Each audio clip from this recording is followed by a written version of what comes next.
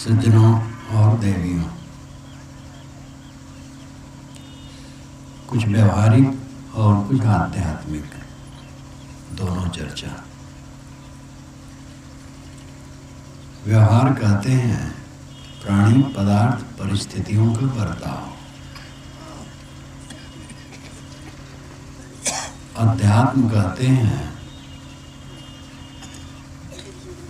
अंतरतम की स्थिति को। बाहर व्यवहार है, भीतर अध्यात्म है। जैसे दो चक्के से गाड़ी चलती है, एक चक्के से गाड़ी नहीं चलती। ऐसे पूरा जीवन संपन्न तब होता है जब व्यवहार भी ठीक रखे और अध्यात्म में निष्ठा हो, आध्यात्मिक उन्नति हो। प्राणी और पदार्थ। प्राणी जो सचैतन्य है और पदार्थ जो अचैतन्य है। जैसे यहाँ इतने लोग बैठे हैं, सब प्राणी हैं और खुशी है, देवताओं से देवियां अधिक ही हैं।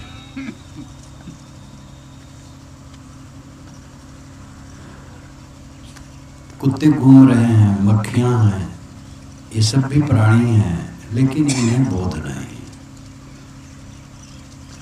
और इनका उपद्रव भी ज़्यादा नहीं। आप हजारों गाय, बैल, ऊंट, खच्चर, हाथी, घोड़े पाल लो, उन्हें भोजन दो, निवास दो, व्यवस्था करो, फिर कोई झगड़ा नहीं। लेकिन मनुष्य का एक बच्चा पाल करके निभाना बहुत मुश्किल है। बहुत उफान शैतान करने वाला मनुष्य होता है।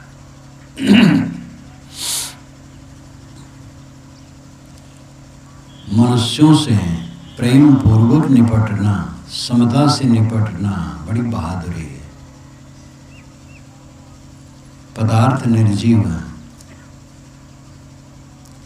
बर्तन, रुपए, पैसे, कपड़े, फर्नीचर, मकान, ये सब पदार्थ हैं। इनकी व्यवस्था केवल करना है। इनमें मन नहीं है, चेतन नहीं, इसलिए इनकी तरफ से कोई उपद्रव नहीं। इनकी केवल व्यवस्था देखना है। मनुष्य के पास मन है, पति पत्नी है, दोनों के विचार अलग हैं, दोनों के संस्कार अलग हैं, दोनों के गुण कर्म अलग हैं, दोनों की योग्यताएं अलग हैं। इसलिए दोनों को समाधान करने की जरूरत है।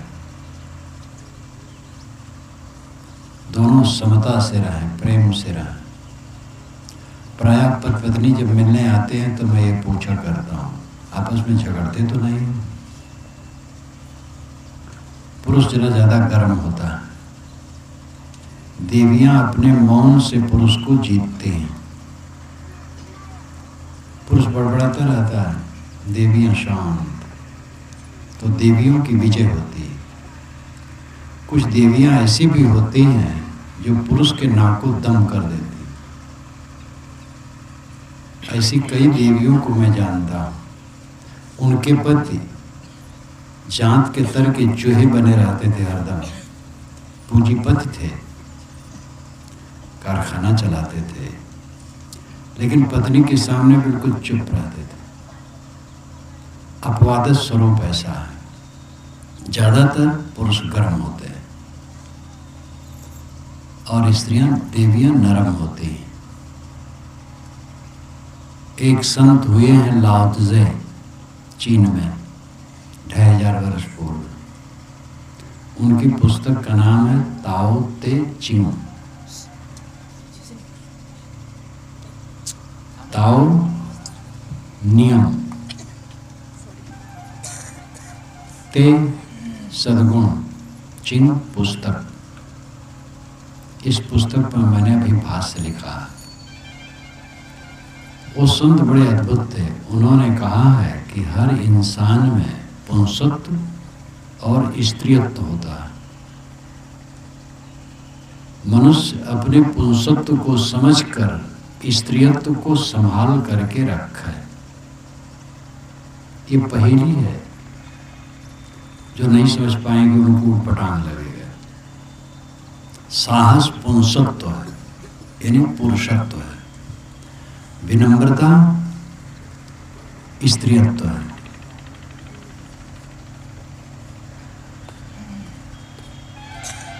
पुरुष अपना पुरुषत्व समझे लेकिन स्त्रीत्व को संभाल के रखे। पुरुष अपना साहस समझे लेकिन अपनी कोमलता बनाए रखे। साहस कोमलता रहित होता है जब, तो दुस्साहस हो जाता है। तो साहस तो अपना रखे लेकिन कोमलता बनाए रखे। विनम्रता, निष्कामता, विश्व विजय। ज्यादातर लोग गर्म होकर के दूसरे पर विजय प्राप्त करना चाहते हैं। गर्म गर्म सुना दो, बड़े जोर से फटकार दो, गाली दे दो, अपमानित कर दो, दंडित कर दो, बहुतों के बीच में उसकी तनज्जली कर दो, तब अपना रूप समझते हैं। ये सब बालकपन है, मूर्खता। विनम्रता, निर्माणता, निष्कामता विश्व विजय। आपको कोई बहुत कटु है और आप चुप रहें, तो सामान्य को लगेगा कट कहने वाला बड़ा आदमी है, और जो चुप है वो कायर है। लेकिन कट कहने वाला कायर है, जो चुप है वो वीर है। और कहीं प्रतिक्रिया विहीन चुप हो फिर क्या पूछना। सानम सर्व दुखानाम अप्रतिकार पूर्वक चिंता विलाप रहितम सात्यतिक्षा निगद्यते। स्वामी शंकराचार्य ने कहा, सानम सर्व दुखानाम, सभी दुखों को सहे, अप्रतिकार पूर्वकम, बदला लेने की भावना को त्याग करके क्षमा भाव से सहे, और चिंता विलाप न करे, दुखी न हो। ये न लगे कि मैं सह रहा हूं, कुछ लगे ही ना। कोई गाली दे रहा है, अपने कुछ लगे ही ना। किसी ने अपमान किया है, अपने पता ही ना लगे अपमान किया है। ऐसा मन हो जाए फिर क्या पूछना। यही तो परम पद है। एक बैल बैठा था, उसके ऊपर एक चूहा दौड़ा और कई बार दौड़ा। दौड़ करके तब उसके कान के पास जाके कहा, अब तुम्हें पता लगा? बैल ने कहा, भाई मुझे कुछ पता नहीं लगा। कहे, तुमने पूंछ से मुझे मारी तो तुम्हें रौंद डाला मैं। तो बैल ने कहा कि मैंने पूंछ से मारा ये भी मुझे पता नहीं, और तुमने मुझे रौंद दिया ये भी पता नहीं। बात ये थी कि वो चूहा उधर आया था और बैल ने पूंछ फटकारा, तो उसके ऊपर पड़ गई पूंछ, तो उसको गुस्सा आ गया। तो बैल के ऊपर खूब दौड़ा और सोचा मैंने इसको रगड़ दिया। तब उसके कान में कहा, तुम्हें पता लगा? ये कहानी है। चूहा मनुष्य की भाषा नहीं बोलेगा, बैल भी नहीं बोलेगा, कहानी समझाने के लिए। प्रतिकूलता आए, किसी की तरफ अपमान तिरस्कार किसी तरफ से आए, और ये न लगे कि मैं सह रहा हूं। दुख आए, प्रतिकूलता ही दुख है। घाटा आए, प्रिय मरण हो जाए, और उस समय ये न लगे कि मैं सह रहा हूं, तब ये समझ लो आप विश्व विजयी हो गए। जो उच्च गुण है वे सामान्य जीवन के लिए भी वैसे ही अमृत है। साधु गुण, साधु गुण केवल साधु वेशधारी के लिए नहीं है, मनुष्य मात्र के लिए है। सदगुरु कबीर ने तो कहें कबीर सुनो भाई साधु बारंबार कहा है। ये दुनिया भर में उनके कहने की शैली अकेली है, कहें कबीर सुनो भाई साधो। तो साधो केवल हम लोगों को नहीं कहें खाली, जो हम साधु वेशधारी हैं, वो मनुष्य मात्र को साधु मानते हैं। और कबीर की विशेषता है कि वो मनुष्य से बात करते, भगवान से नहीं करते। गोस्वामी जी भगवान से करते, मीरा जी भगवान से करते हैं, अपने अपने अवतार से, जिनको भगवान माने हैं। और भी सूरदास जी भी भगवान से बात करते हैं, उनसे लड़ते हैं, झगड़ते हैं, विरह करते हैं, हमारा उद्धार करो, ये करो, वो करो। कबीर साहब किसी भगवान से बात नहीं करते, मनुष्य से बात करते हैं। पंडित, मौलवी, संतों, भाई इत्यादि संबोधन करते हैं, और संतों कह करके, साधु कह करके तो उनकी वाणी भारी है। मानव मात्र कल्याण का अधिकारी है, मानव मात्र पूरा आनंद से रहने का अधिकारी है। अगर पूरा आनंद से हम नहीं रहते हैं तो जीवन निरर्थक है। और आनंद से रहना बड़ी बात है। लोग कहते खाओ पियो मौज करो, खाना पीना तो सरल है, मौज करना सरल नहीं है। टीवी के सामने बैठे और मौज आ गया, मिठाई मिल गई मौज आ गया, फिल्म देखे मौज आ गया, इंद्रियों की कुलबुलाहट में पड़े मौज आ गया। ये सब मौज दुख देने वाला है। मौज वह है जिसमें मौज ही रहे, बेमौज न हो। वो है चित्त की निर्मलता, चित्त की शांति, तृप्ति, अखंड आनंद। ये सच्चा मौज है, और ये चित्त को शुद्ध किए बिना कभी भी हो नहीं सकता। और ये काम लोग, बहुत कम लोग करते हैं, जिंदगी निरर्थक बिता देते हैं। जो बहुत साधारण चीज है उसी में खो देते हैं। भोजन, वस्त्र, आवास चाहिए, साधारण चीज है, इसी में जिंदगी खपाना चाहिए। ये तो साधारण काम समझना चाहिए। इससे काम कर लो और अपना खास काम करो। जैसे कोई बाजार जाए और कोई मित्र गोष्ठी मिली, उनसे बातचीत कर ली, लेकिन बाजार का अपना पूरा काम किया। तैसे ये व्यवहार वाला काम कर ले और अपने आत्मा का काम करे। अब आत्मा का काम नहीं करते, इसलिए सब दुखी, सारा संसार दुखी है। व्यवहार पवित्र करो, अपने व्यवहार को पवित्र बनाओ। पति पत्नी में मधुरता हो, पिता पुत्र में मधुरता हो, भाई भाई में मधुरता हो, गुरु शिष्य में मधुरता हो, पड़ोसी में मधुरता हो, सर्वत्र मधुरता हो, मीठे वचन, आदर भाव।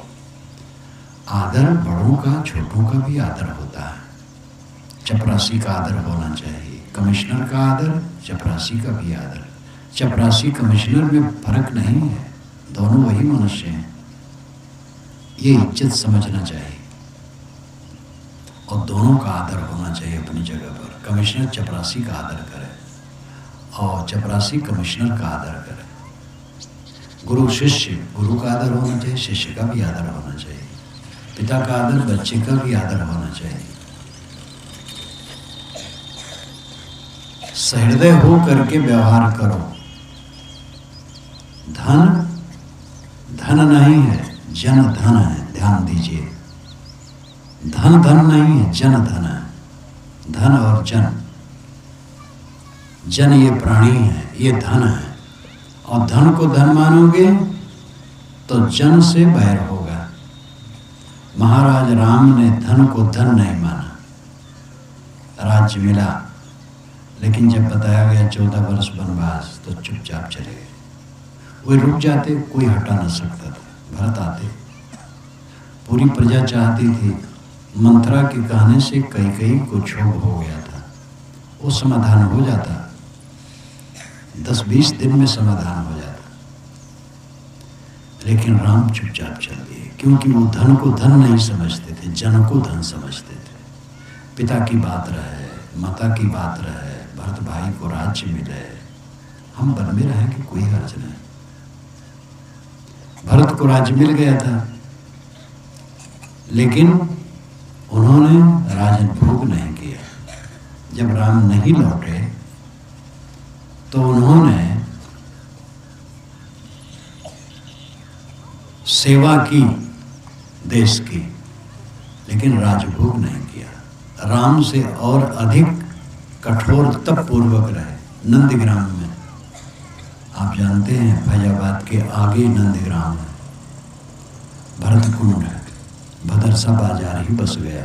तो दोनों ने धन को धन नहीं माना, जन को धन माना। इसलिए भ्रातृत्व की कहानी बनी रामायण और महाभारत। कौरव पांडव दोनों ने धन को धन माना तो 18 दिन के युद्ध में कट के मर गए। जो जीवित रहे वो रोते रहे, युधिष्ठिर रोते रहे। महाभारत पढ़ के आप देखिए, युद्ध के बाद युधिष्ठिर कहते हैं गुस्सा तो शांत हो गया लेकिन दुख बढ़ गया। जो विलाप, जो रोना, जो संकट, वीर सब मारे गए और उनकी पत्नियां आत्मदाह कर ली, पानी में डूब के मर गई। जो कष्ट हुआ, घोर कष्ट हुआ। इसी पर गांधारी ने साथ दिया था कृष्ण को कि कृष्ण तू समझदार और बलवान था और तू रोक सकता था, लेकिन तूने नहीं रोका। समझ ले ये तेरे ऊपर आएगा, तेरा यदुकुल भी ऐसे कट के मरेगा। और बात वही हुई। 36 वर्ष के बाद यादव वंश का विनाश हुआ और उनके घर की गृहणियां भी जल जल के डूब डूब के मरे।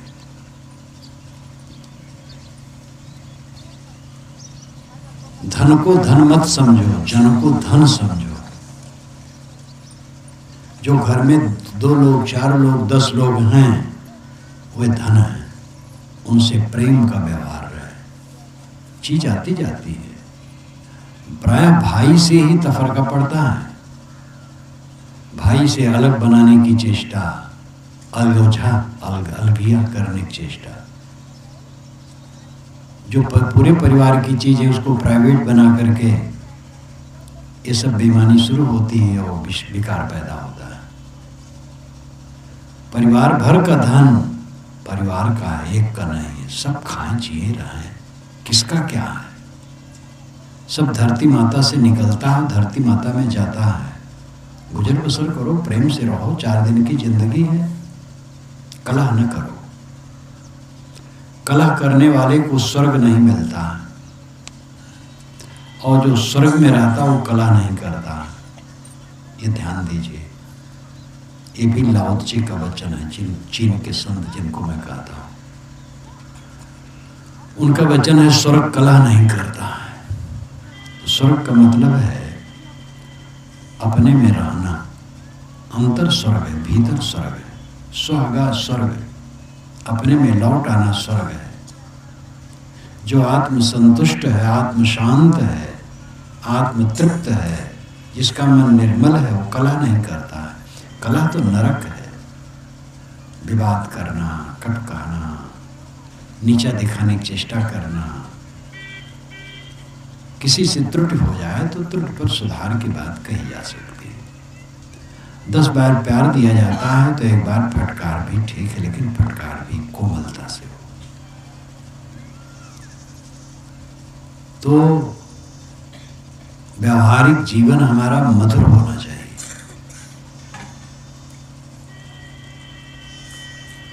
व्यवहार में ही जाति और संप्रदाय भी सब आते हैं। जाति कहते हैं पैदा होने को। ये संस्कृत भाषा का शब्द है जाति। जाति पैदा होना, जात पैदा हुआ। बकरी से और सूअर से बच्चे नहीं होते, इसलिए उनकी जातियां अलग हैं।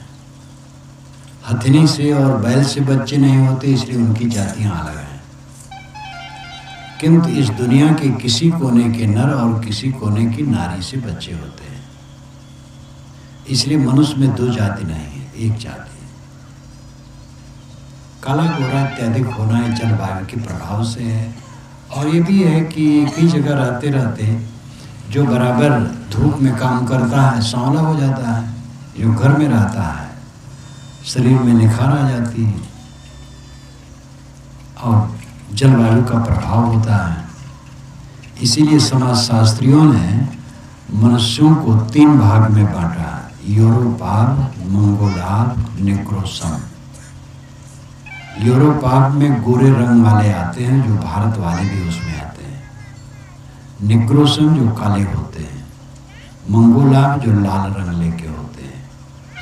लेकिन ये जलवायु के कारण है, मौलिकता में कोई अंतर नहीं। इनमें भी परस्पर में बच्चा पैदा होता है। इसलिए मनुष्य की 2 जाति नहीं है, एक जाति है। धंधे के नाम से जातियां बन गई और धंधे रूढ़ हो गए। वैदिक युग में नहीं था, सब धंधा सब करते थे। ऋषि लोग हल जोतते थे। सीरा युंजंति कवयो, ये ऋग्वेद का मंत्र है। सीर कहते हैं हल को, कवि कहते हैं क्रांति दृष्टा को, ज्ञानी को। हिंदी में कविकार थे जो कविता बनावे, कविता गावे। संस्कृत में कवि का अर्थ होता है अंतर्दृष्टा, ज्ञानी पुरुष। सीरा युंजंति कवयो, ज्ञानी हल चलाता है, इंद्र हल चलाता है। घर घर कपड़ा बुना जाता था, सब जुलाहे थे और सब वहीर थे, सब काम करते थे। घर घर कपड़ा बुना जाता था। मात्रा पुत्राय वस्त्रावयंति, ये भी ऋग्वेद में आता। माताएं बच्चों के लिए कपड़ा बुनती हैं। विवाह होने के बाद जब दुल्हन घर में आती थी तो कपड़ा बुन करके अपने हाथ से पति को बांधती थी उसके शरीर में, और कहती थी कि अब तू नज़र मेरी तरफ ही रखना, दूसरी स्त्री की तरफ नज़र न ले जाना। एक संस्कार डालती थी। 2 कपड़े पहने जाते थे पहले, वासस और उत्तरी। वासस का मतलब है लुंगी और उत्तरी का मतलब है चादर। तो पत्नी अपने पति को कपड़ा बुन करके अब उसके शरीर में बांधती थी और कहती थी अब तेरी निगाह पराई स्त्री पर न जाए, मेरी तरफ रहे। एक ऋषि कहता है कारुरहम ततो विषकुपल प्रक्षणी नाना धियो वसूय अनुगायो तस्तिम इंद्रा इंदो परिश्रवा। ये ऋग्वेद का मंत्र है। कारु अहम, मैं कारु हूँ, कारीगर, शिल्पी हूँ, लकड़ी छीलता हूँ, काम करता हूँ मोटा मोटा। वेद का मंत्र बनाने वाला बढ़ई है। कारुरहम ततो भिषक, मेरा तत् पिता भिषक है, दवाई कूटता है। उपल प्रक्षणी नना, नना माता मेरी उपल प्रक्षणी है, जो घूमती है, भड़भूज है। उपल कहते हैं बालू को, उपल कहते हैं पत्थर को। यहाँ उपल है बालू। भड़भूज दाना भूनता है, फिर दूसरे गर्म हंडी से बालू निकाल करके उसमें फेंक करके चला देता, बदलावा हो जाता। उपल प्रक्षणी, बालू फेंकने वाली, उसका अर्थ हुआ भड़भूज। मेरी माँ भड़भूज है, सब काम अपने हाथ से करते थे। गाय चराते थे, सब ग्वाले थे। उनको एक नाम नहीं दिया गया, सब काम करते थे बस, और सब कर्म करते। जितने वेद के ऋषि हैं कर्म कर हैं। वर्ण व्यवस्था जब हुई तो आगे चल करके ये रूढ़ हो गया कि मोटा काम करने वाला छोटा है, जो हल चलावे वो छोटा है, शूद्र है। ये तिवारी पाणी चौबे कहीं हल की मुठिया पकड़ते थे। भारत आजाद होने पहले नहीं पकड़ते थे। कुदारा लेके चाहे दिन भर घोड़े, और हल पकड़ना हो तो हल भले पकड़ के इधर से उधर ले, मुठिया पकड़ लेंगे तो आजाद हो जाएंगे। भारत आजाद हुआ तब मुठिया पकड़ना शुरू किए कोई कोई। और मोटा काम करने वाला अछूत होता है। जो मजदूर हैं वो सब अन्न पैदा करें, वो सावें, पैर से रगड़ें, साफ करें, अब आपकी कोठी में भर दे अंदर मिले जा करके। उसके बाद कहें आंगन में इधर न आना, तुम अछूत हो। उसके पैर के नीचे का गेहूं और अनाज सब रगड़ा हुआ खाते हैं, लेकिन उसको अछूत बनाते हैं। बर्तन, कुम्हार मिट्टी का बर्तन बनाया दिया और उसमें पानी भर के पीते हैं, लेकिन कहते हैं कुम्हार अछूत है। नाई से बाल बनवाया, जानते हैं नाई जब बाल बनाता है तो मूछ मूछ में पानी लगाता, मुंह में जाता, पीछे कहते अछूत हो। सबको इन्होंने अछूत बनाया, सबसे काम लिया और सबको अछूत बनाया। ये राजनीति, और इस राजनीति ने हिंदू समाज को तोड़ के रख दिया। अब फिर से जगो, जागृति आई है, छुआछूत घटा। लेकिन आचार विचार की पवित्रता की जरूरत, सफाई, शुद्धता, शाकाहार, शराब, मांस बहुत बढ़ गया, ये ठीक नहीं है।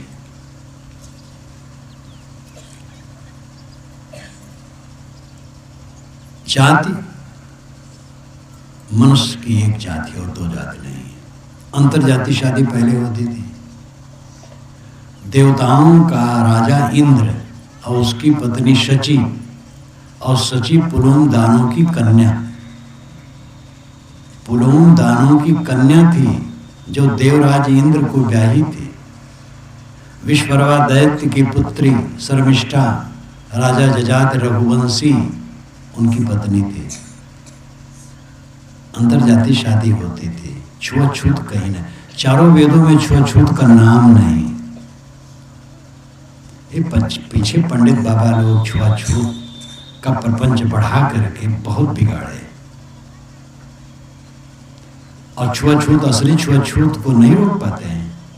एक तिवारी हैं और उनके दामाद आए, वो मिसिर हुए, सुकुल हुए, पाड़े हुए जो हो, और मांस खाते हैं, उन्हें पतरी में नहीं दे पाई, थरी में देख पड़ी, वो का अछूत नहीं मान पाई। लेकिन एक कुर्मी है, एक मुराव है, शाकाहारी है, शुद्ध है, वो तो अछूत हो जाए। लेकिन जिसको हरिजन कहते हैं, शाकाहारी है, पवित्र है, लेकिन अछूत है, और एक मिस्र है, मांस खाते हैं, उन्हें अलग नहीं कह सकते। तो छुआछूत ढोंग भरा है कि नहीं? जब ये मानो भाई मांसाहारी को हम भंडार में जाने नहीं देंगे, शराबी को जाने नहीं देंगे, और तम्बाकू खाए सब है, तो मिसिर तिवारी मार तम्बाकू खा खा मुंह करा के हैं। इमाम मिसिर तिवारी कई लोग बैठा हैं, और मुंह खोला के देखो तो कैसे लगे, मालूम तो चूल्हा है। कहत कहत हम थका जाए थे, मार मार रतनी में जतने ततनी, तो हथवा पिराई मोर हरती न जाए। ये कहानी तो आप लोग जानते हैं। देहाती कहानियां मैंने माता से खूब सीखी है। मार मार रतनी, रेत रेत का मारो, मैं जितने ततनी, जैसे वैसे रहे, तो हथवा पिराई मोर अदतियों न जाए। तम्बाकू खा ली और दूसरे का छूत माने बैठा, महागंदा तम्बाकू।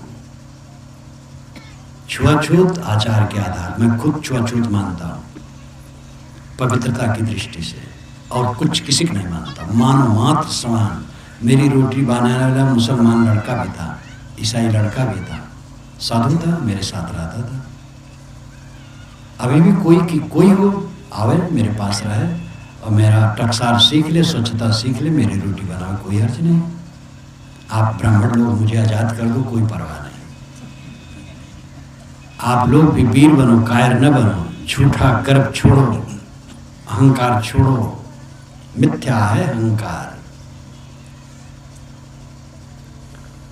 संप्रदाय का रोग, जैसे जात में हम बड़ी जात है, हम बड़ी जात, तो एक ही जात के थोड़े है, ब्राह्मण सबसे बड़े, लेकिन तिवारी मिसिर पाड़े उपाध्याय इकट्ठा होंगे तो एक दूसरे के नीचा सिद्ध करने के चक्कर में पड़ेंगे। 3, 13, सवा लक्की सरवरिया धाकर पंक्ति पावन पंक्ति दूसरे कम रोग है। दूसरे छोटा सिद्ध करना हिंदू धर्म है। और क्या हिंदू धर्म है? और कुछ नहीं। दूसरे को छोटा सिद्ध कर दो, बस यही हिंदू धर्म है। लेकिन हिंदू धर्म ये नहीं, ये भूल है। सबको गले से लगाओ, प्रेम का बर्ताव करो। सांप्रदायिक रोग, कौन संप्रदाय बड़ा है? सारे संप्रदाय मनुष्य के बनाए हैं। कोई संप्रदाय स्वयंभू नहीं है। और संप्रदाय वालों को इतना अहंकार है, जाति वालों से ज्यादा अहंकार है। सब भगवान के नाक के सिधाई में है और दूसरे लोग विपरीत हैं। एक एक भगवान सब गढ़ रखे अलग अलग, और उस भगवान को जो न माने वो नास्तिक है। दूसरे के भगवान की कोई चिंता नहीं। मेरा महापुरुष ईश्वर का अवतार है, मेरा महापुरुष ईश्वर का दूत है, मेरा संप्रदाय ईश्वर का चलाया है, मेरी पुस्तक ईश्वर की वाणी है। ये बिल्कुल सब असत बात है। सारे महापुरुष केवल मनुष्य हैं और सारी किताबें केवल मनुष्य की रचनाएं हैं और सारे संप्रदाय केवल मनुष्य के चलाए हैं। इस दैवीकरण ने विषमता पैदा की है धर्म में, और जो जहां जिसको मान लिए हैं दूसरे को देखना भी नहीं चाहते। अब अवतारवाद तो इतना रोग हो गया है हिंदू समाज में, हद है। दूसरे में दूतवाद, अवतार की नकल इतनी होती चली जा रही है। आजकल तो दर्जनों अवतार भारत में हैं।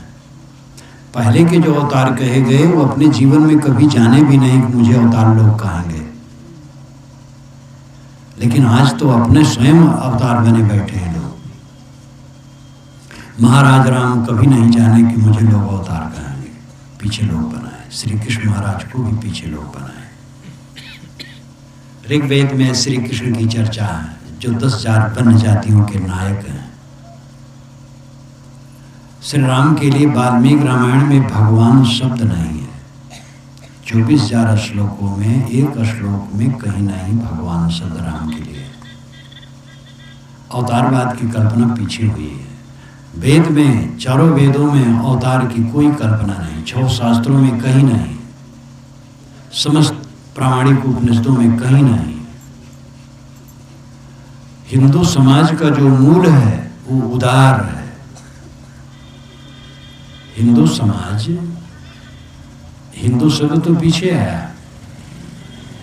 श्रमण और ब्राह्मण ये दोनों मिल करके आर्य परंपरा है। ध्यान दीजिए, ब्राह्मण प्रथम है, फिर श्रमण। वेदों से जुड़े हुए लोग ब्राह्मण कहलाए और उसमें सन्यासी आगे हुए वे श्रमण कहलाए। तो ब्राह्मण और श्रमण ये आर्य है और इनका उदार विचार है। आत्म केंद्रित उपासना है, कोई व्यक्ति केंद्रित नहीं है। अवतारवाद में और दूतवाद में व्यक्ति केंद्रित उपासना हो जाती है। अगर अमुक अवतार है तो उस अवतार को न मानने वालों को कहेंगे कि वो नास्तिक है। हमारे गोस्वामी जी महाराज रामचंद्र के भजन बिन जो पद चाह निर्वाण, ज्ञानवंत अपिसो नर पशु बिन पूछ बिरखान, ऐसा कहा। रामचंद्र के भजन बिना जो निर्वाण चाहता हो, बिना सिंह पूछ का पशु है। तो कृष्ण पास को क्या होगा? फिर स्वयं को क्या होगा? उपनिषद के चिंतकों का क्या होगा? 6 शास्त्रों के रचयिताओं को क्या होगा? और सैकड़ों वेद के ऋषियों का क्या होगा? उनके ग्रंथों में तो राम का नाम भी नहीं।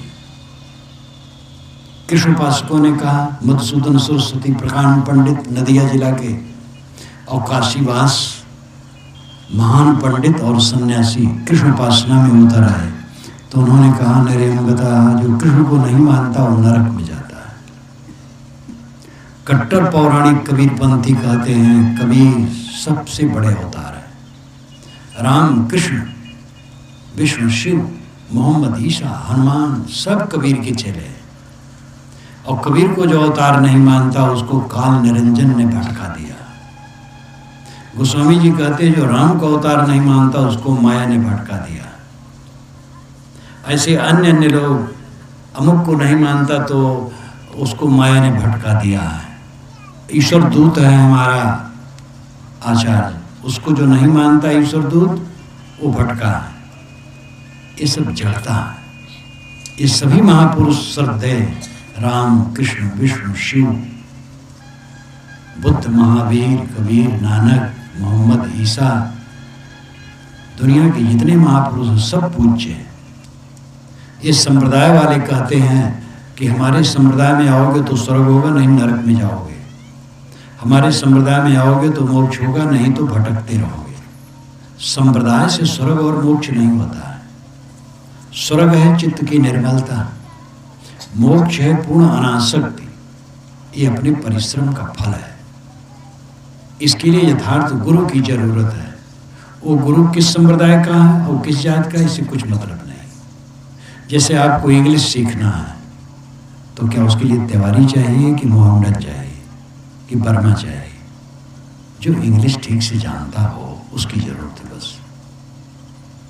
इसी प्रकार आत्मकल्याण करना है तो आत्मकल्याण तब होगा जिसने आत्मा का कल्याण कर लिया है। ऐसे पुरुषों की शरणागति, ऐसे संत गुरु की शरणागति। आपको वकालत सीखना है तो कोई निष्णात वकील की शरण जा करके सीखना होगा। डॉक्टरी सीखना है, विद्या अर्जन करना है तो विद्वान के पास जाना होगा। चोर बनने के लिए बड़े चोर का साथ करना पड़ता है। आप अपना सामान कभी कभी खोजते हैं और नहीं पाते हैं। कई मिनट बीत जाता है घर में नहीं पाते, और चोर घर में कभी नहीं गया, अंधियारे में जाता है और मिनटों में काम करके चल देता है। तो चौरत्व की शिक्षा के लिए किसी जबरदस्त चोर की शरण लेनी पड़ती है। हर जगह गुरु होते हैं, इसलिए गुरु का अर्थ पवित्र आत्मा भी है और गुरु का अर्थ धूर्त भी। अरे वो बड़ा गुरु है धूर्त है। तो जो कृतार्थ आत्मा है वो हिंदू हो, मुसलमान हो, ईसाई हो, यहूदी हो, कबीरपंथी हो, वैष्णव हो, जिसके मन में कलह नहीं है, अहंकार नहीं, कामना नहीं, वासना नहीं, शांत आत्मा है, आत्मतृप्त, आत्मसंतुष्ट है, ऐसे संत की शरण की जरूरत है। जिससे उसकी वाणी सुनकर उसकी रहनी से हमारे जीवन में शोधन हो। वाणी का प्रभाव होता और रहनी का और प्रभाव होता है।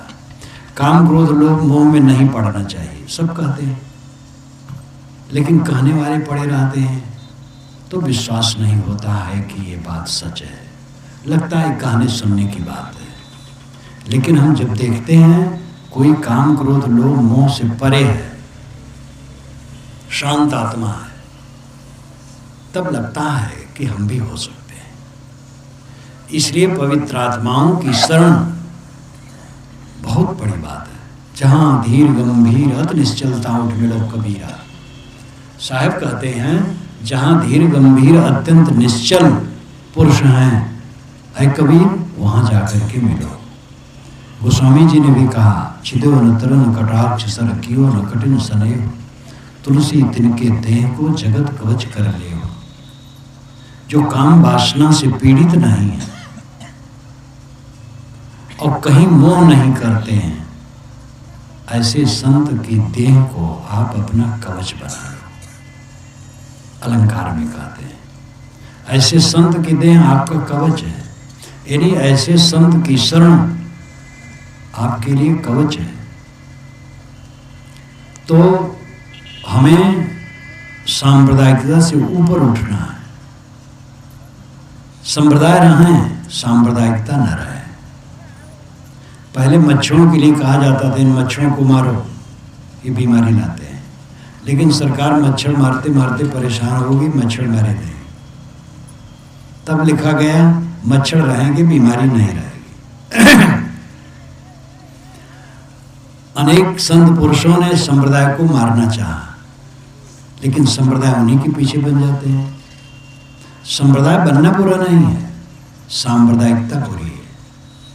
ध्यान दीजिए जरा, किसी संप्रदाय, महापुरुष और पुस्तक का दैवीकरण होने से सांप्रदायिकता का जहर पैदा होता है, और मानवीकरण होने से सांप्रदायिकता का जहर खत्म होता है। अगर हमारा महापुरुष मानव है, हमारी पुस्तक मानव की लिखी है, हमारा संप्रदाय मानव द्वारा चलाया है, तो हम ये अहंकार नहीं करेंगे जो इसमें नहीं आएगा वो नरक में जाएगा। ऐसे सभी संप्रदाय हैं। सब संप्रदाय प्रेम से रहें, अपने अपने नियम से चलें और दूसरे के नियमों का आदर करें और प्रेम से रहें, तो कोई हर्ज नहीं होगा। लेकिन जहाँ माने कि हमारी पुस्तक आकाश से आई है और हमारा महापुरुष आकाश से आया है और हमारा संप्रदाय आकाश से आया है, वहाँ आप भयंकर अहंकारी हो जाएंगे और क्रूर हो जाएंगे, दूसरे को नरकगामी कहेंगे। नास्तिक शब्द ही निरर्थक है, लेकिन नास्तिक शब्द गढ़ा गया। कौन नास्तिक है? दूसरा नास्तिक है। स्वामी शंकराचार्य ने, जो आदि शंकराचार्य थे, वैष्णव को अवैदिक कहा है, इसलिए नास्तिक। और वैष्णव शंकराचार्य स्वामी को नास्तिक कहा है, और दयानंद सरस्वती ने दोनों को नास्तिक कहा है, और ये दोनों दयानंद सरस्वती को नास्तिक कहते हैं। यहाँ तक कि रामानुज माधवाचार्य के अनुगामी लोग, रामानंद के अनुगामी लोग अयोध्या में एक दूसरे को नास्तिक कहते रहते हैं। एक ही पंथ और शाखा में एक दूसरे को नास्तिक कहते रहते हैं। मुसलमानों में कई फिरके हो गए। एक फिरका दूसरे को मानता है कि ये काफिर हैं, स्वर्ग नहीं जाएंगे। ये सब व्यर्थ अहंकार है। स्वर्ग तो है मन की निर्मलता, मोक्ष है पूर्ण अनासक्ति, और ये अपने करने से होगा। इसके लिए संत गुरु आधार चाहिए, साधना चाहिए, वो करो। कबीर साहब ने इसी बात पर जोर दिया, भाई रे तू जगदीश कहाँ ते आया, को कोने बोराया, अल्लाह राम करीमा केशव हरि हजरत नाम धराया। गाना एक कनक ते गाना यामे भाव न दूजा, कान सुनन को दुई करता पे एक नमाज एक पूजा।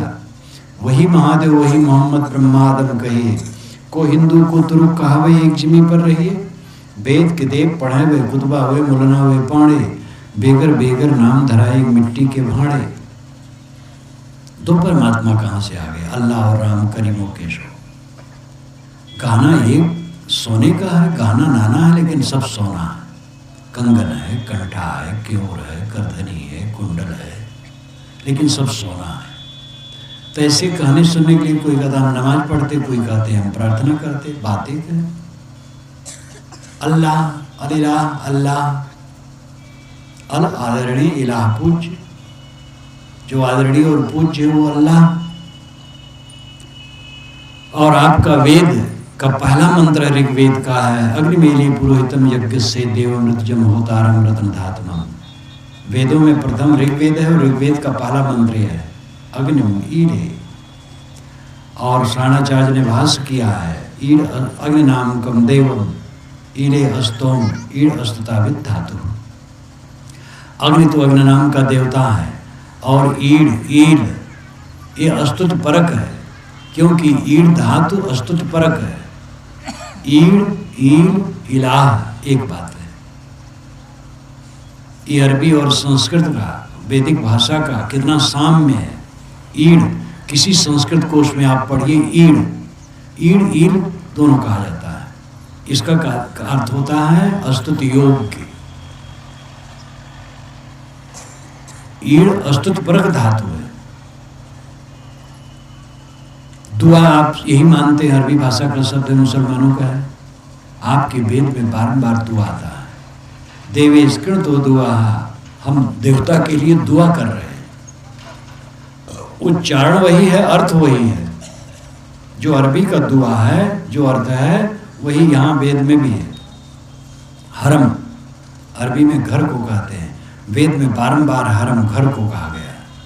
ये मैंने अपने वेद में लिखा, मेरी पुस्तक है वेद क्या कहते हैं।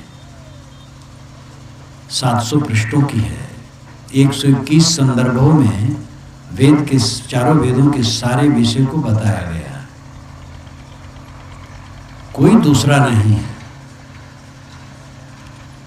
राजनेता लोग अपने वोट के लिए सांप्रदायिकता का उपयोग करते हैं। ये बहुत खतरनाक है।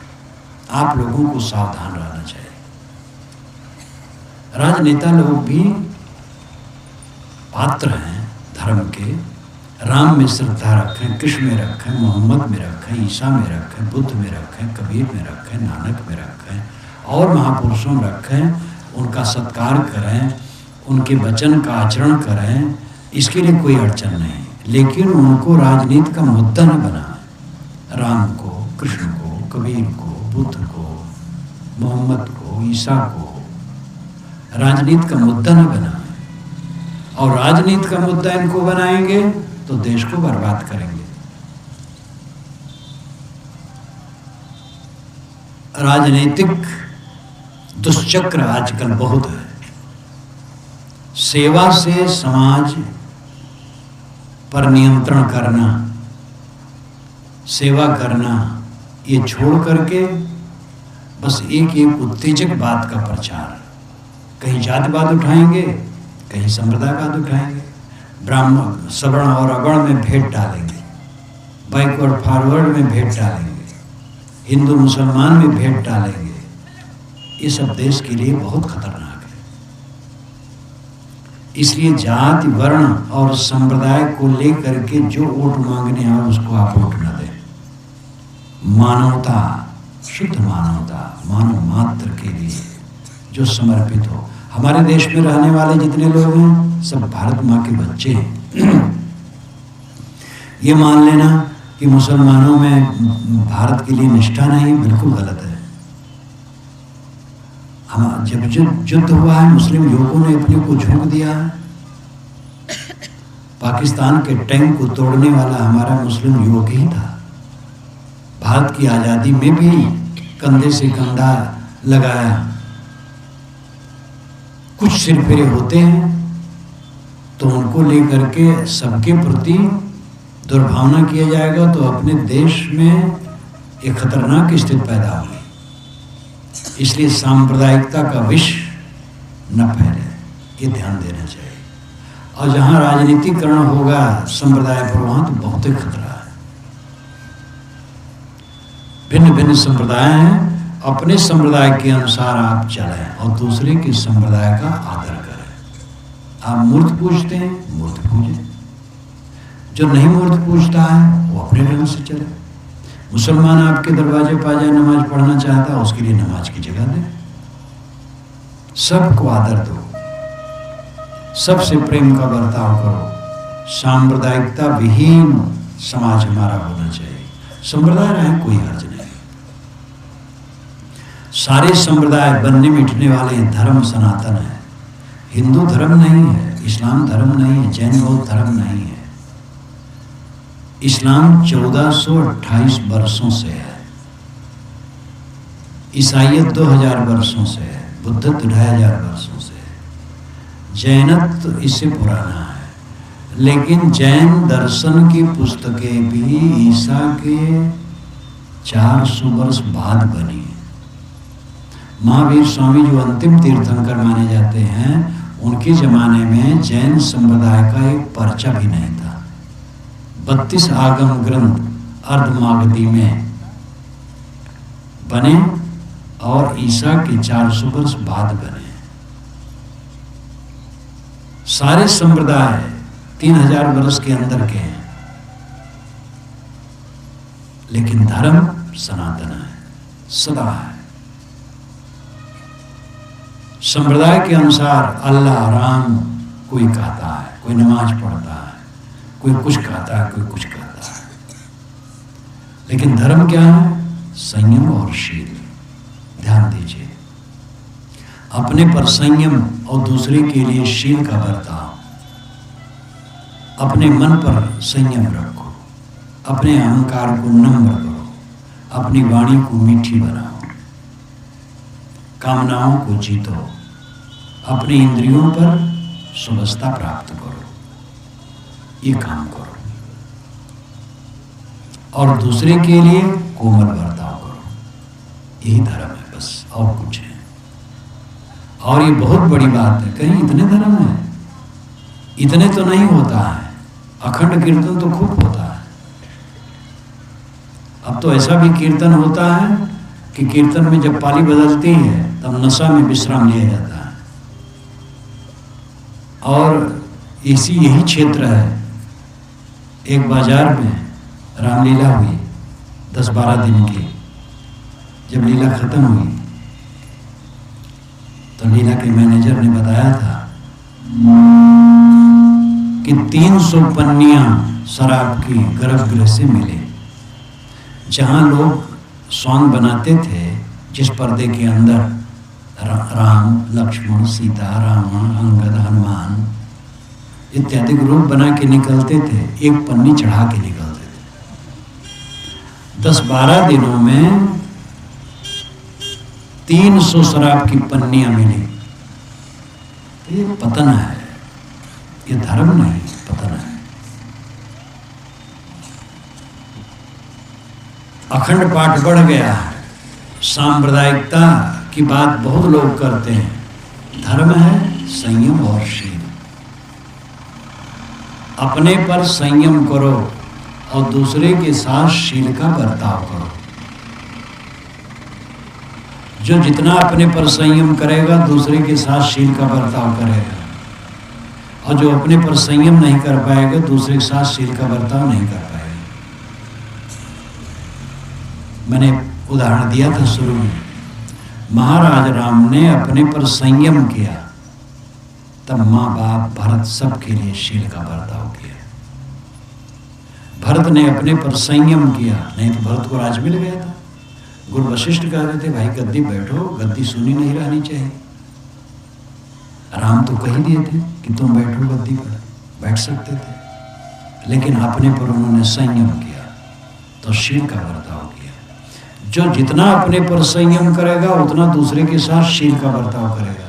शील का मतलब रहमदिली, पर सेवा। अगला आदमी कट कह रहा है, आप अगर सह लिए तो आपने संयम किया अपना, और दूसरे के साथ शील का बर्ताव हुआ। आज तक नई बात क्या है? काम वासना पुरानी है, जिसके नरक में सब डूबे हैं, अमर जाति विभत्स दुर्दशा अपनी कर रहे हैं। काम वासना भी मर्यादा होनी चाहिए, संयम होना चाहिए। क्रोध पुराना है, तनिक तनिक बात में चित्त जलना ये नई बात है। ईर्ष्या करना नई बात है। द्वेष करना, परनिंदा करना पुरानी बात है। देहाभिमान करना, जात्याभिमान करना, धन विद्या का अभिमान करना, गुरुआई मानती का अभिमान करना, ऐसे ऐसे आचार्य मंडलेश्वर हैं, जगत गुरु हैं, घोर अहंकारी, जबकि वो विनम्र पद है। तो अहंकार तो पुराना है जिसमें हम चल रहे हैं। नया क्या कर रहे हैं? नया है क्षमा करना, शांत होना, विनम्र हो जाना, त्याग करना, संयम रखना, सिर झुका देना, ये नया है। अहंकार की आग में तो सदा जलते रहे। अहंकार की अग्नि में दहत सकल संसार, तैसे बाँचे संत जन केवल शांति आधार। एक गोस्वामी जी का पद है। वैराग संदीपनी उनकी पतली सी पुस्तक है। तुलसी पंचामृत में मैंने इसको अंत में रखा है। बहुत बढ़िया, वैराग संदीपनी बहुत बढ़िया पुस्तक है। अहंकार की अग्नि में दहत सकल संसार, तैसे बाँचे संत जन केवल शांति आधार। अहंकार की आग में सारी दुनिया जल रही है, उससे वही बचता है जो शांति का आधार लेता है, वही संत है। कोई भी हो, स्त्री हो, पुरुष हो, गृहस्थ हो, विरक्त हो, जो अहंकार की आग बुझा दे वही संत है। रतन का जतन कर माड़ी का श्रृंगार, आया कबीरा फिर गया झूठा है अहंकार। साहब कहते रतन का जतन करो, मानो जीवन रतन है, जतन से रखो, सावधानी से कल्याण करो। जवान लोग ध्यान दे, बुढ़ाएंगे। जो लोग बूढ़े हो गए हैं उनको देख करके हंसते हैं, लेकिन स्वयं बूढ़े होंगे। रत्न का जतन करो। माड़ी का श्रृंगार, सारा श्रृंगार माड़ी का है। माड़ी कपड़े पर चढ़ा दी जाती है, कपड़ा चिकना दिखता है, लेकिन धोने पर खखरा हो जाता है। ऐसे सारा श्रृंगार माड़ी का है, दिखावा है। 4 दिन के बाद सब बेकार, कुछ रहने वाला नहीं। जितने बूढ़े इसमें बैठे हैं सब नौजवान थे और चमकते थे। अब आज हारे हुए जुआरी की तरह बैठे, जैसे जुआरी हार जाए उसकी दशा, वैसे बूढ़े हारे हुए जुआरी की तरह एक तरफ बैठे रहते हैं। जब लड़के से कभी पूछते बच्चा क्या बात है, तो कहते पिताजी आप नहीं समझ पाओगे, चुपचाप बैठे रहो। पिता सोचता वाह मैंने ही इनको समझाया है, बताया है, मैं ही नहीं जानता। पिता को ठेस लगती है। इसलिए पिताओं को चाहिए कि अहंकार छोड़ दो, अमृत हो जाओ, सबके लात जूता सहो, मीठ बोलो। मुक्ति का रास्ता क्या है? विनम्र हो जाओ, निष्काम हो जाओ। वो कहानी तो आप जानते होंगे, याद दिलाना है। एक सत्संग था, सत्संगी जा रहा था। एक दरवाजे पर पिंजड़ा में सुगा बैठा था। सुगा ने कहा भाई तुम कहाँ जाते हो? कहे सत्संग में। कहे तुम उस मेरे लिए पूछ है ना महाराज से, मैं इस जेल खाना से कब छूटूंगा? तो सत्संग जब समाप्त हुआ तो मिलने जुलने वाले लोग होते हैं संत से, मिले जुले, वो खड़ा रहा एक तरफ। जब सब हट गए तब अकेले में संत से कहा कि महाराज सुगा पिंजड़े में बैठा था, उसने कहा मेरा बंधन कब कटेगा, एक पिंजड़े में बंद हो।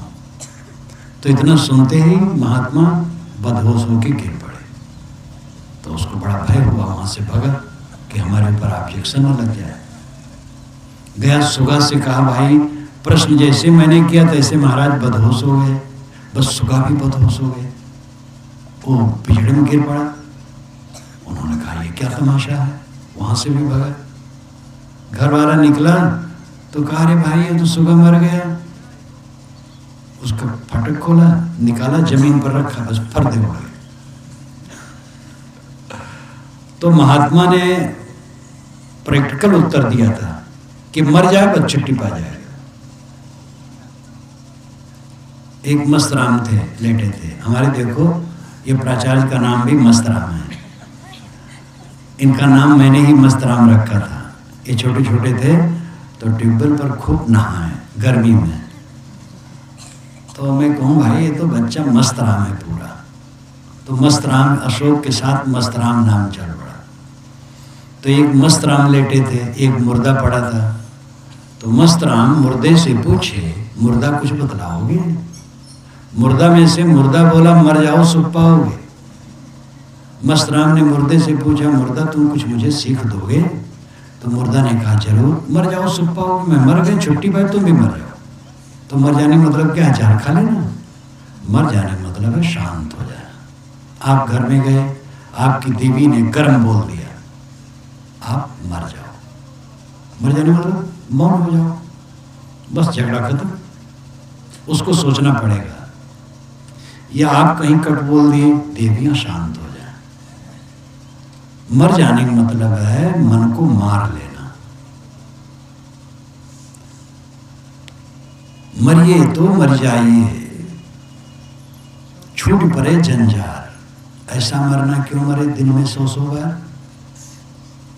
साहब कहते मरना हो मर जाओ, छुट्टी मिले, झंझट खत्म हो। दिन में 100 बार मरते हो। ये मरने क्या है? भय। मर न जाऊं, मर न जाऊं, मर न जाऊं। सड़क पर निकलो कहीं एक्सीडेंट न हो जाए, तब क्या घर में बैठे रहोगे? बिस्तर पर ज्यादा एक्सीडेंट होता है कि सड़क पर?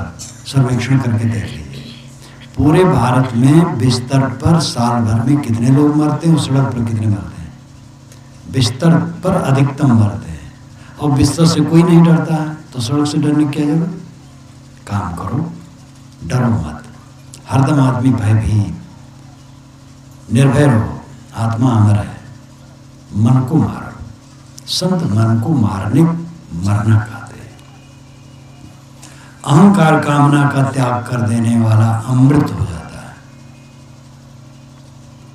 अपने अहंकार को छोड़े बिना, कामना को छोड़े बिना कोई अमृत नहीं होगा। अमृत वस्तु जाने नहीं मगन भया सब लोग, कहें कबीर कामों नहीं जीव मरण न हो। साहब कहते हैं अमृत वस्तु लोग नहीं जानते हैं, मगन है दुनियादारी में। ये जीव मरता नहीं, अमर है, लेकिन कामों नहीं, जब कामना को जीत ले तो अमरता मिलती है। एक सिद्धांत होता है, एक अभ्यास होता है, थ्योरी और प्रैक्टिकल। थ्योरी है आत्मा अमर है, प्रैक्टिकल है निष्काम निर्माण हो जाना। निष्कामता निर्माणता अमृत है। दिन जितने बीते मीठे होते चलो।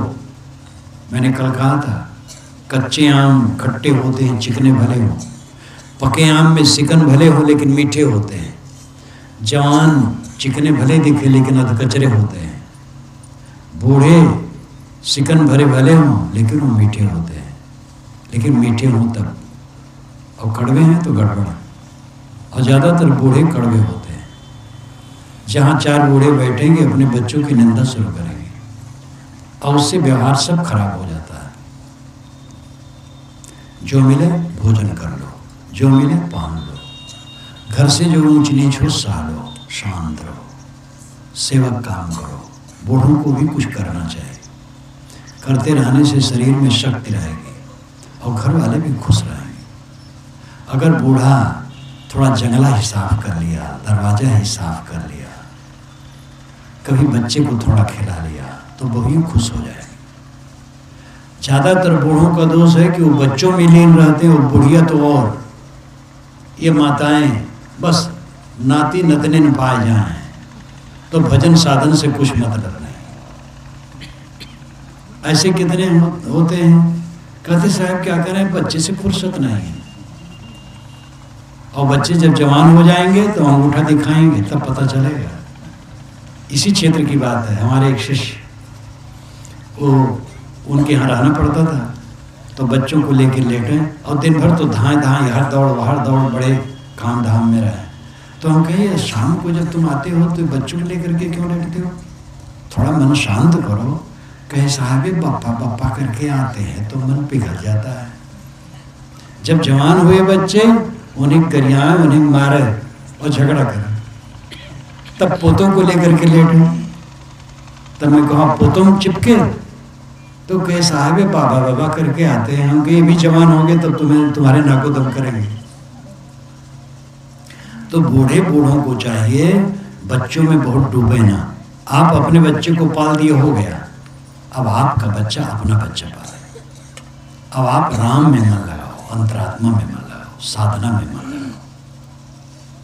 इसलिए वृद्धों को चाहिए कि सत्संग, स्वाध्याय, ध्यान, चिंतन में मन लगाओ। सबको चाहिए। जवानों को भी 1 घंटा समय निकालना चाहिए। 40 के नीचे जो है, और 40 के जो ऊपर है 2 घंटे, और 50 के ऊपर है 3 घंटे, और 60 के ऊपर है 4 घंटे। 60 के ऊपर तो रिटायरमेंट हो जाता है, लेकिन ये बूढ़े रिटायरमेंट नहीं लेना चाहते। ये चाबी बांधने में बड़ी गर्मी इनको रहती है। चाबी बांधे रहे, मालिक बने रहे। एक घर पर जब मैं पहुंचा, कार्यक्रम था, संपन्न घर था, बुढ़िया आई बंदगी की। मैंने कहा खुश हो? कि हाँ साहब खुश हैं। कोई तकलीफ, नींद नहीं आती। हम कहे चाबी तुम रखती हो? तो हंसने लगे। तो कमर में बांधी थी पूरा झप्पा। कहे 3 बच्चे हैं, 3 दुकानें हैं, और खेती बड़ी लंबी। और वही जो हैं यानी उनके पति बड़े भोले हैं। अगर उनको चाबी दे दूं तो लड़के सब खजाना ले लें। तिजोरी की चाबी मैं रखती हूँ। हम कहते ये चाबी तुम्हें नींद नहीं लेने देगी, बांट दो सबको। लड़के बड़े चतुर हैं तो बांट दो, 4 हिस्सा कर दो, 1 हिस्सा ले लो, तो चाबी कम हो जाएगी तो नींद आने लगेगी। बूढ़ों को गर्माहट रहती मालिक बनने की। मालिक बनने की चेष्टा छोड़ दो, जीवन मुक्ति का आनंद लो। बाल पकने लगे, जीवन मुक्ति का आनंद लो। निष्काम निर्माण आत्मसंतुष्ट हो जाओ। परमात्मा कहीं बाहर नहीं, परमात्मा सबके अंदर में बैठा है। केवल मल विक्षेप आवरणों को दूर करना है, अपने मन के कूड़े कचड़े को बुहार के फेंक देना है। परमात्मा तो सब समय हाजिर हुजूर है। कबीर साहब की बारंबार यही घोषणा है, उपनिषद के ऋषियों की यही घोषणा है, शास्त्रों के ऋषियों की यही घोषणा है, वेद के ऋषियों की यही घोषणा है। सगुण उपासक बाहर मानते हैं, लेकिन वे भी जब खाटी की बात कहते हैं तो अंतरात्मा ही को कहते हैं। गोस्वामी जी ने जो कोई आया है राम से मिलने के लिए तो राम की सुंदरता में उसको मोहा दिए, लेकिन जब असली बात कहे तो कहे गो गोचर जहाँ लग मन जाई सो समाया जानो भाई। देखी सुनी गुनी मनमाही मोह मूल परमारथ नाही। जो देखोगे सुनोगे वो मोह का मूल बनेगा, परमार्थ नहीं बनेगा। तो अंत में चश्म बंदो गोश बंदो लब्बी बंद घर नवीनी सर्रे अकबर मन बखन। रूमी साहब ने कहा आंखें बंद कर लो, कानों को बंद कर लो, वाणी को बंद कर लो, फिर सत्य के दर्शन न हो तो मेरा मजाक उड़ाना। सनत कुमार ने बहुत पहले कहा यो वही भूमा तो सुखम नालपे सुखमस्ति भूमि सुखम यत्र नानक पश्चित नानक श्रोत नानक विजाना स भूमा। जब दूसरे को नहीं देखता, दूसरे को नहीं सुनता, दूसरे को नहीं जानता, ये भूमा की स्थिति है। कबीर साहब ने कहा समझ बूझ जड़ हो रहे बल तज निर्बल हो, कहें कबीरता संत का पला न पकड़े को।